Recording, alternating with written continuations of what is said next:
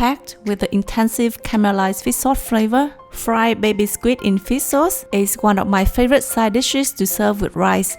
It's so simple to prepare, but you will never have it enough. Let's begin. Oh yeah! Helen's recipes.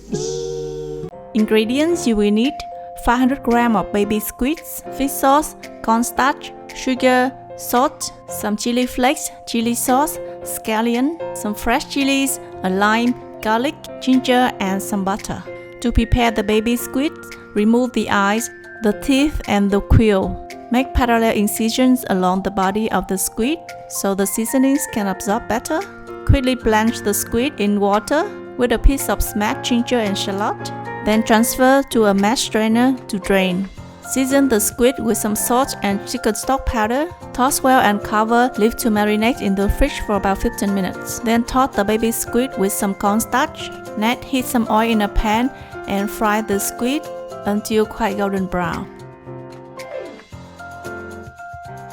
To make the sauce, in a small bowl, combine 1½ tablespoon of sugar, a tablespoon of fish sauce, a tablespoon of lime juice, a teaspoon of chili sauce, and half a teaspoon of chili powder. Also add 3 tablespoons of water and stir well. Melt a tablespoon of butter in a pan and fry 2 tablespoons of minced garlic until golden brown. Transfer the garlic chips into a small bowl. Pour in the sauce and bring to a boil. Make sure you turn on the kitchen hood at this stage so the whole house will not smell of fish sauce. When the sauce is slightly thickened, add in the fried squid and toss well. Simmer on low for 1 to 2 more minutes. Add the chopped scallion. Transfer to a plate to serve with some fresh cucumber and mint. Garnish with some fresh chili slices and the garlic chips. Wow, it smells so incredibly awesome. The baby squids are coated with that amazing caramelized fish sauce glaze.